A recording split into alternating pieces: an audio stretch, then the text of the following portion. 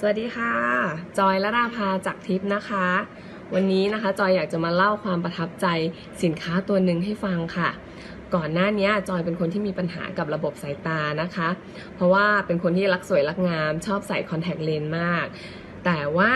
ก็จะมีปัญหาคือประมาณสักใส่ตั้งแต่เช้าจนถึงประมาณบ่ายโมงบ่ายสองบ่ายสามแก่ๆเนี่ยจะเริ่มรู้สึกว่าเคืองตาและความหมายก็คือน้ำในตาเราจะแห้งแต่ก็ยังทนใส่แล้วสุดท้ายก็จะประสบปัญหาตาอักเสบตาแดงก็เลยต้องทิ้งคอนแทคเลนส์กลางคันประจำนะคะจนได้มาเจอผลิตภัณฑ์ตัวหนึ่งของบริษัท Success More ตัวนี้ค่ะ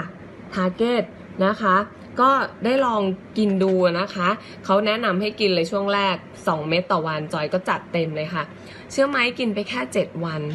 ความรู้สึกคือ 1. การโฟกัสภาพตอนกลางคืนเวลาขับรถอะค่ะแสงไฟที่ผ่านเข้ามาเมื่อก่อนเราจะมองแล้วลังเลว่าเขาอยู่ใกล้หรืออยู่ไกลเราแต่ตั้งแต่ทานตัวนี้สามารถทำให้เราขับรถตอนกลางคืนได้อย่างแบบมั่นใจคล่องมากขึ้นแล้วมองเห็นชัดเจนมากขึ้นแล้วเรื่องสำคัญก็คือเรื่องคอนแทคเลนส์คือจอยอะใส่อยู่แล้วมีครั้งหนึ่งต้องไปคอนเสิร์ตซึ่งลืมตัวว่าใส่จอยไปงานคอนเสิร์ตนั้นจนขับรถกลับมาบ้านตี 1อะค่ะถึงบ้านคือลืมตัวเลยว่าเราใส่คอนแทคเลนส์อยู่มันเลยทำให้รู้สึกประทับใจมากนะคะว่าตัวนี้มันมีส่วนผสมอะไรกลับมาอ่านเพราะก่อนหน้านี้ก็เป็นคนที่กินอะไรที่บำรุงเกี่ยวกับสายตามาโดยตลอดแต่ก็ยังไม่ตอบโจทย์ถึงขั้นว่าช่วยให้เราหายเคืองตาเวลาใส่คอนแทคเลนส์แต่พอมากินตัวนี้นะคะยังไม่ทันหมดกล่องลืมตัวว่าใส่คอนแทคยันตี 1เลยทีเดียวตาไม่แห้ง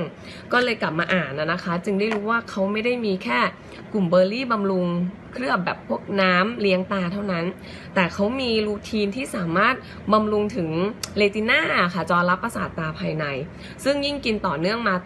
ายิ่งรู้สึกได้เพราะจอยเป็นคนที่ชอบใช้มือถือตอนกลางคืนแสงบูไลท์ตอนนี้ก็อันตรายมากนะคะพอกินมารู้เลยว่ามันดีจริงๆก็อยากจะมาบอกความประทับใจให้เพื่อนๆได้รู้กันใครที่มีปัญหาแบบจอยหรือใครที่คิดว่าตัวเองเป็นคนที่ติดโซเชียลวางมือถือไม่ได้